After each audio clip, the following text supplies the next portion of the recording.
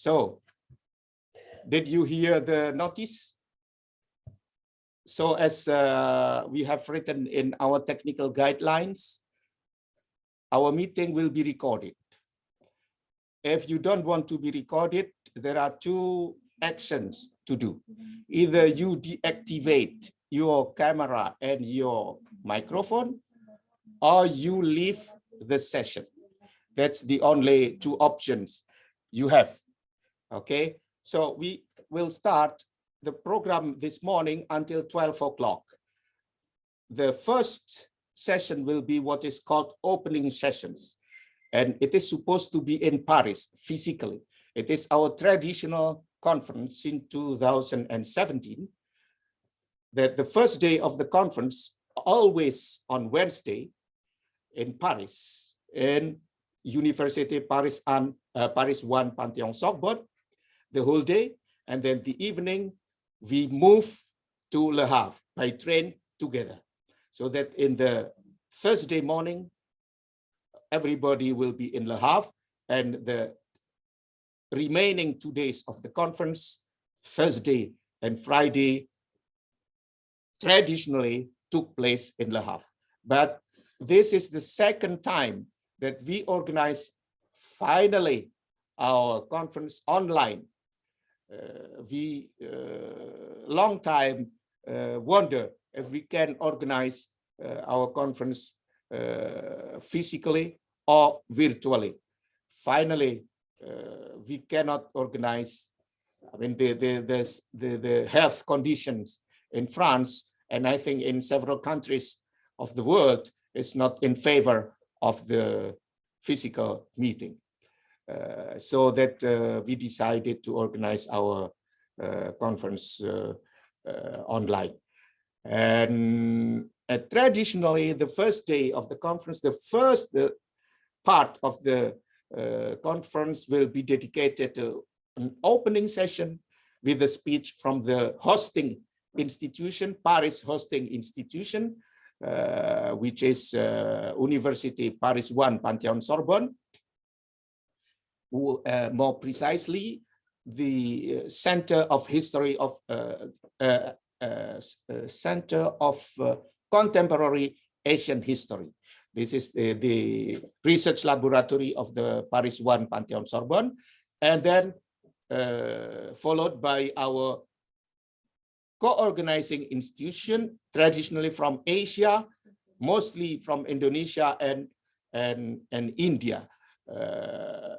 So also this time we have the same, how do you say, model, that the first speech is supposed to be from Professor Hugues Tertrais, who is a professor of Asian history at Université Paris 1 Panthéon-Sorbonne. But up to now, I don't see in the list of participants. So, and the second is our co-organizing institution from India, which will be represented by Professor Akhil Dutta, who is a professor of political sciences at Gauhati University, Assam, India. And the third, after that, from Indonesia, Ibu Diah Aryani Arimbi, a professor of cultural, literary and cultural studies, and especially on gender studies at Universitas Airlangga, Surabaya. We are supposed to stop our opening session at 9:45. So now it's 9:20. And I will not give any speech because I have given my introduction and also the program, etc., etc. So those are all my discourses. So now I will invite Professor Akhil Dutta to give some words as a co-organizing institution of our conference. So, Akhil, okay, it's yours. okay. But please, Yeah. as I wondered always with Indian, because the Indian have a long tradition of rhetoric and with the rich vocabulary. So if you start to improvise, maybe you will take half an hour. So maybe you should. I'll take 7 minutes. Okay. 7 minutes. Okay. 7 minutes. It's okay. One. Thank you. Yeah. Thank you. So thank you very much, Tertrais. So I take the privilege to welcome you all to this conference, Rise of Asia, and we have been meeting online because of the pandemic. But despite the challenges that we have been successful in meeting here online, therefore, this is a privilege that Gauhati University from India has also been associated as the co-organizing or co-hosting institution. I'm grateful to Dr. Tertrais for the opportunities being given to us. I'll give a very short introduction of my university. Gauhati University, this is located in northeastern part of the country, that is India. Okay, am I audible? Yeah. Okay. Okay. Right. Go ahead. Yeah. All right. So this university was established in 1948, immediately after the achievement of independence by India in 1947. And this university was the outcome of, decades-long struggle on the part of the people. And this movement was led by none other than the provincial chief minister of Assam, that is Gopinath Bordoloi. And this university now has around 300 plus affiliating colleges. Our strength of students are around 3 lakh, that will be 0.3 million. And it is a multidisciplinary university. We have, science, humanities, social sciences, engineering, technology, fine arts, and so on and so forth. This is the university that has, long traditions of getting involved into people's struggles, people's movements, people's aspirations. And the university, there have been a lot of people who have been recognized by greater Indian society for its contributions towards the greater cause of education. Our university has two important architects, the institutional architect Gopinath Bordoloi, as I have mentioned, and the cultural architect Dr. Bhupen Hazarika, who have been awarded the highest civilian award of the country, that is Bharat Ratna. That is the highest civilian award. I think India, our university is one of the very few universities where, two architects have been awarded Bharat Ratna. And this university has also been, contributed by literary personalities. And we have 3 literary architects or lead persons who had been associated with the university, who had been given highest literary award of the country, which is called Gyanpith. Birendra Kumar Bhattacharya, Mamani Raisam Goswami, and Nilmani Phoken for their contributions to Indian culture, literature, and so on and so forth. The university right at the moment is recognized as one of the leading universities of the country. Its contributions in science, humanities, social sciences have been recognized or have been given, a lot of importance from across the country and across international researchers and communities. So we have been, we are really feel very privileged to be part of this great event, Rise of Asia, in 2018. I personally joined, I personally had gone over there and participated in it. We have our Institute Center for Southeast Asian Studies has also been part of this whole program. Our HOD, head of the Department Political Science, Professor Jayanta Krishna Sama, has also joined. Some of the research scholars will also be joining. Friends and colleagues, we are meeting at a very critical moment, COVID-19 That will be the important theme, or the central theme that we'll be discussing in 3 days of this conference. And this pandemic has brought about a lot of challenges, and the global community has perceived it differently based on their historical context, regional context, geopolitical context, and so on and so forth. But remember that neoliberal economy indeed has failed to recognize the intensity and vulnerability, or they have refused to recognize the intensity and the vulnerability being caused by this pandemic. And this pandemic is a product of gross negligence to the issues concerning social justice, social equity, ecology, and so on and so forth.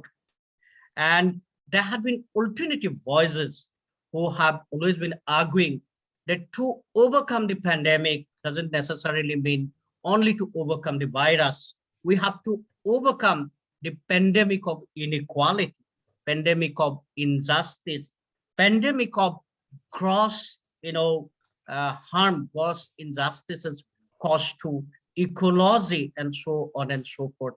I think this conference has given us a lot of opportunities to listen to eminent scholars, eminent social scientists, practitioners, activists from across the world, who will be bringing in an alternative voice towards understanding the pandemic, and also, to talk about, project about what is the alternative before us. And I look forward to having a very vibrant, meaningful, engaging discussion in the conference. With these few words, and exactly in 7 minutes, Darwis, I again take the opportunity to thank you all. Thank you very much. Thank you very much, Akhil, my colleague, Professor Akhil Dutta. I had a chance to visit your university, beautiful regions, and traveling around Gauhati, and even you took me to the north, to the, what's the name, Kaliabor, where you have the forest and reserve, where there is one corn rhinoceros. Rhino, yeah. Yeah. That's I had the privilege to visit your university with and enjoying also talking with your students, giving lecture, etc. Okay, now Ibu Diah, I will ask you if you Hugues, Professor Hugues Tertrais, are you there or not?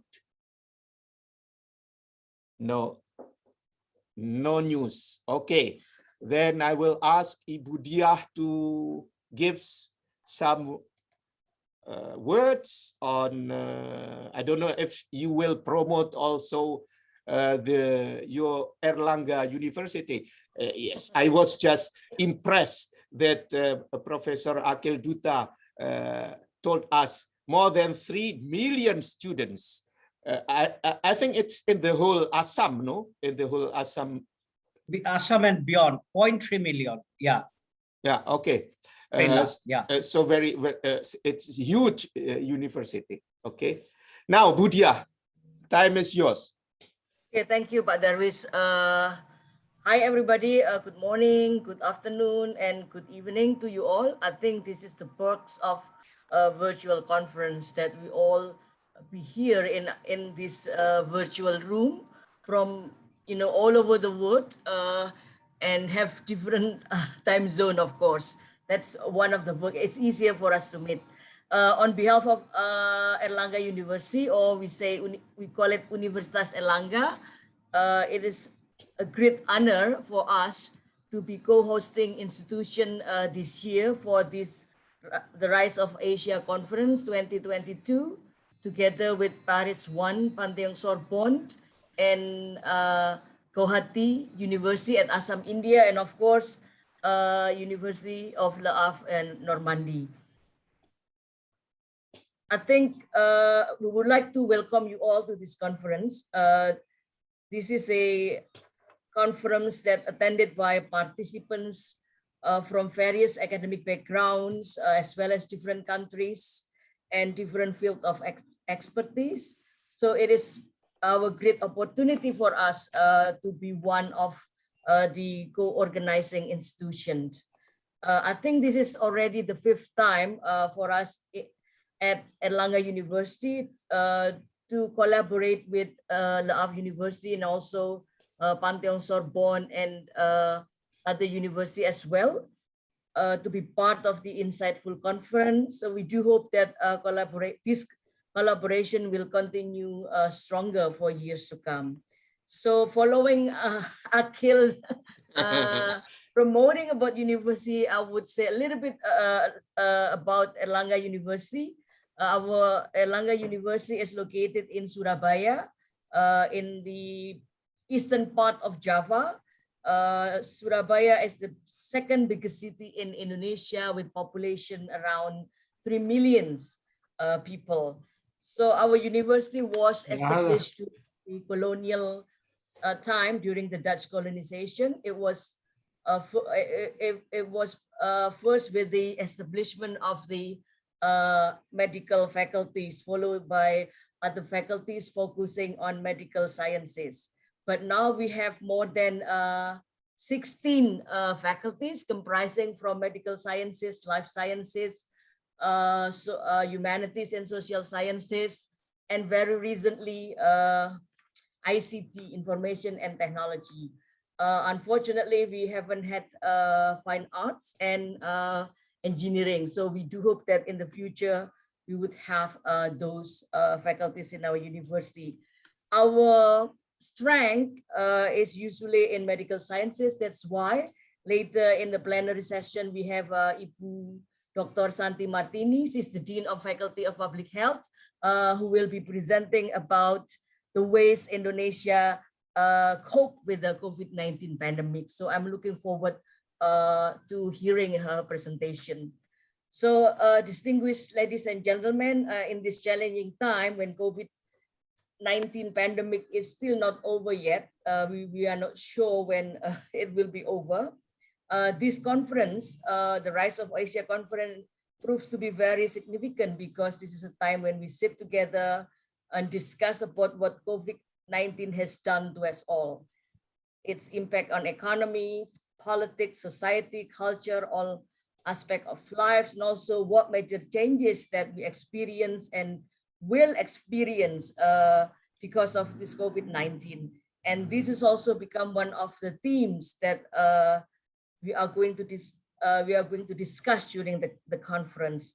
Let's hope that at the end of the conference, at least we come up with a knowing where we are at the moment, because I think it's very important so that we can move forward in coping with the tremendous effect of this pandemic. And I think with the name of the conference, The Rise of Asia, I think it itself includes how Asia becomes an emerging power, especially when we talk about Asia economics, which comprises of, I think, around 50% of the global GDP by 2040. Statistic that represents a real shift in the world's economy that usually centers on the West. By now, Asia economies is probably larger than the rest of the world combined. While Asia has benefited enormously from globalization, unfortunately, it also encapsulates many of the world's problems, such as this COVID-19 pandemics that originally start from Asia. So fortunately, there are growing signs that this vibrant, diverse continent can work together and rise to offer some solution, especially economic recovery in times of the pandemic and beyond. And I think finally, we do hope that this conference, we can maintain our contribution through our discussion through a series of themes that exciting, inspiring, and also contributing solutions for this problem. we positively believe that all the participants in this forum are giving their best efforts, not only taking critical notes on what happened to Asia, but also the rest of the world, Europe, Africa, America, because all of us are hardly affected by this pandemic, also giving the best solutions for the issue arises. Last but not least, we wish you all have a great conference for the next 2 days. Yeah, today for the 3 days starting from today. We are sure that we can, although virtually, it's a challenge for us to have networking, but I think it is also an opportunity for us to have more networking, more colleagues from different backgrounds, and more insightful ideas from your expertise. Wishing you a great conference. Have a productive discussion. Stay safe, stay healthy, and thank you. Thank you, Budia. It is surprising because finally you spoke longer than Akhil. I'm sorry, my apology. That is fine. There's no problem. Now, I saw that Professor Hugues Tertrais already there. Hugues, est-ce que tu es là? J'ai vu que tu as essayé d'entrer. Hugues?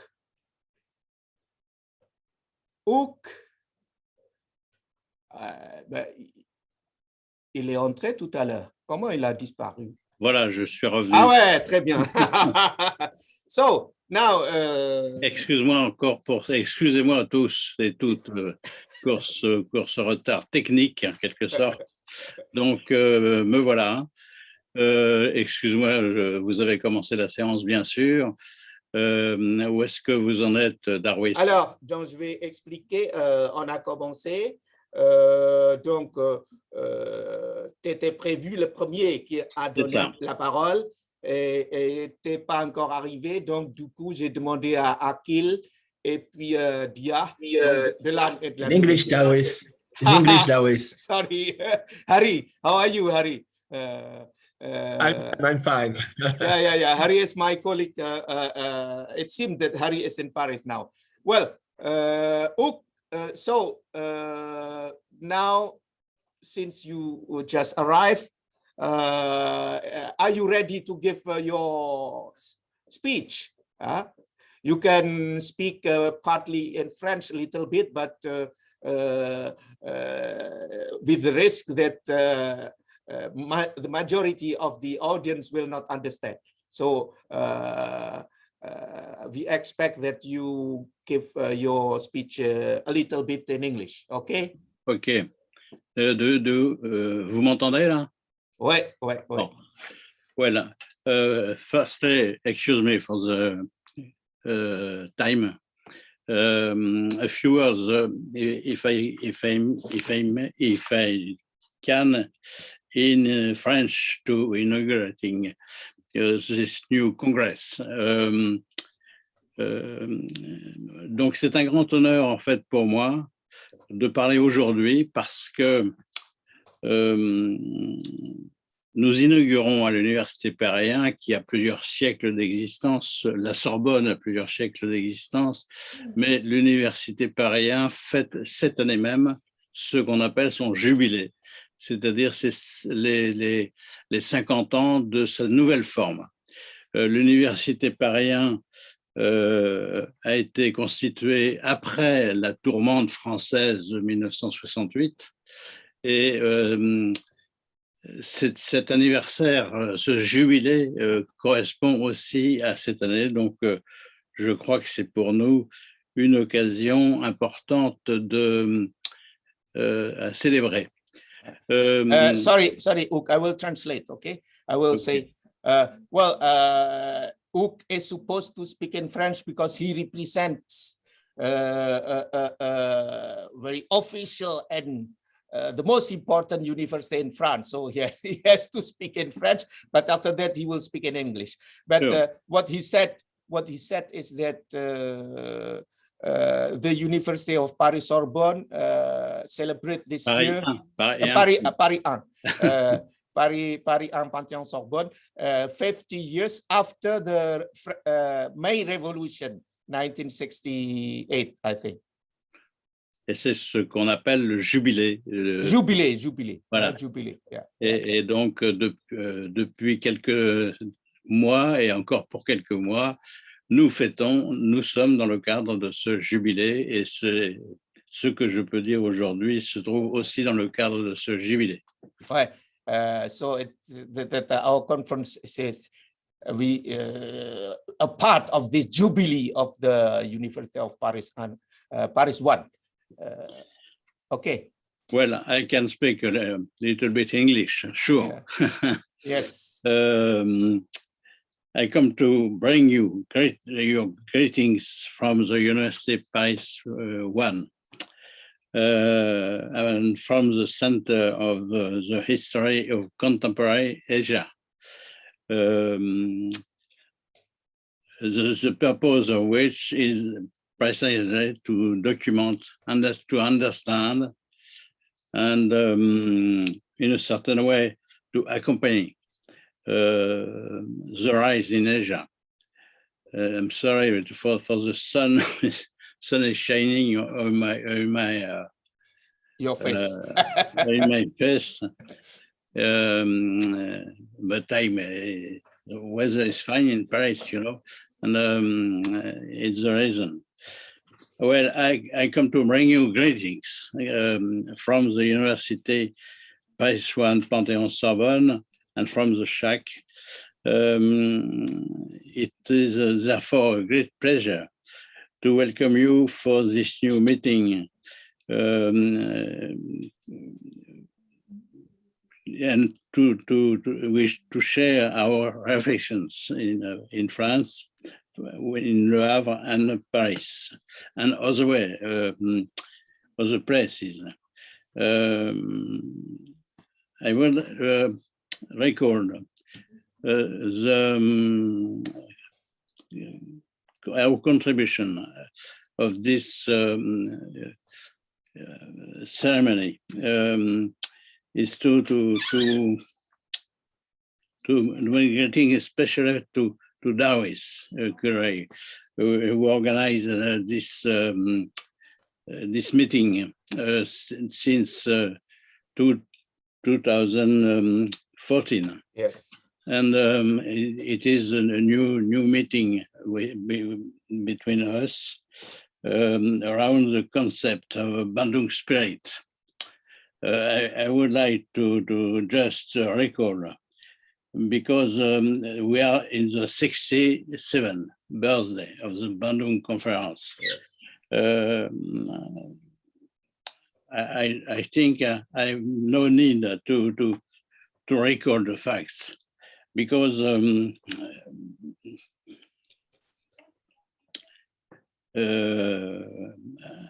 and represent this birthday, this meeting represent a new opportunity for us. Should we record the facts? In the Indonesian city of Bandung, we still visit the great hall where the representatives of independent countries of Asia and Africa met in April 1955, and whose final press release made history. For us, the idea is probably not back in the memory, however prestigious. It was a time of conflict, especially in Southeast Asia, with the Geneva Agreement on Indochina, the founding of Seattle. The world was divided between the two blocks, and the war threatening. Important leaders had made the trip to Bandung, like Jawaharlal Nehru, Chennai too, Today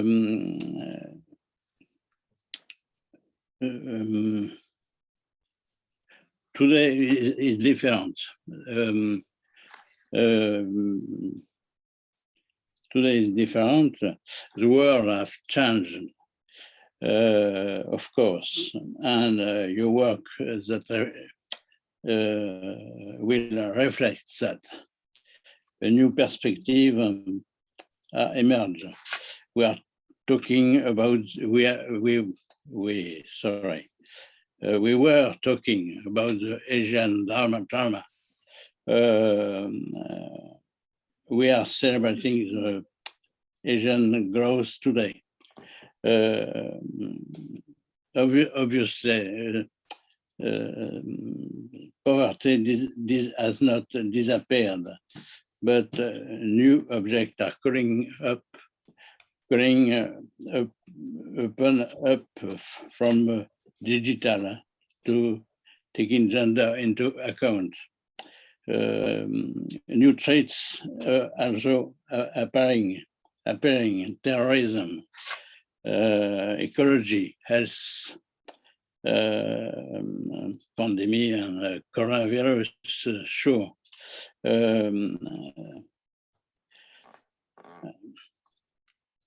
One question. No answer. Are you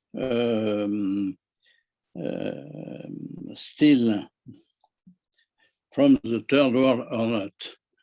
That is a question for everybody during these next days.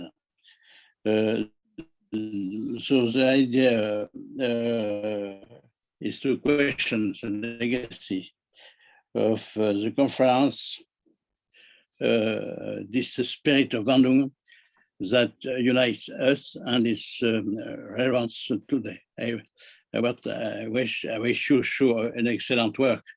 I'm sorry for the the delay and my speech was a little bit complicated by my delay. I would record that and to thank Darwis Corley for his work and for his books. We have to record. It's a title of each title. Darwis, Yes. France, and Bandung. I will share the screen, okay? Okay. To show the, but it is a promotion of my books. Yes. I don't I think know. it. I don't think it is necessary. It's okay. Okay. I would like to thank all the young students who works around you. Yes. I think I don't know exactly how many, but 14 students working. 14 students, and Yeah. I warmly thanks to their work, because thanks to it we can have the meeting. Yes. Oh, sorry, It's not tweet, it's Zoom. Yeah. So many thanks, and I wish you from my university a very good meeting. Thank you. Thank you very much. Thank you very much. So I remember with Hugues Tertrais. Now he was at the time 2014. He is still active as a professor. Now he is retired professor, like Professor Mohanty. 2014, we prepare the big conference of 60 years of Bandung, and we organize our small conference in Paris 1, Panthéon-Sorbonne, with outstanding speakers, including Professor Samir Amin, one of our master thinker. But then in 2017 he passed away, and in 2018 the third edition of the Rise of Asia, we pay tribute to Samir Amin in our conference. Now we are at the sixth edition of the Rise of Asia, and with the more and more participants from all over the world. Now we have more than 150 registered participants and more than 130 papers submitted or abstract submitted. So it is very, very important conference. And one of our mission when we set up this conference is to accompany the rise of Asia in order not to make that the rise of Asia will be beneficial for the whole world. That's our mission of why we organize the rise of Asia. If there is something wrong with the Asian development, we have to criticize, we have to give inputs to the government of Asian countries that in order to avoid that catastrophe, especially ecological catastrophe, happen.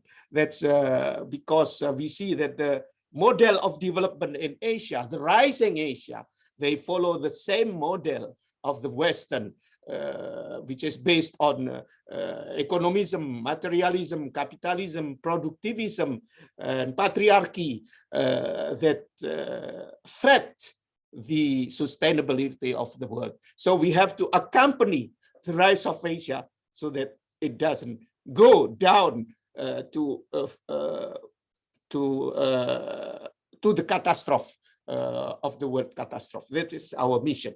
Now, well, time is already passed. Shall we take a little break?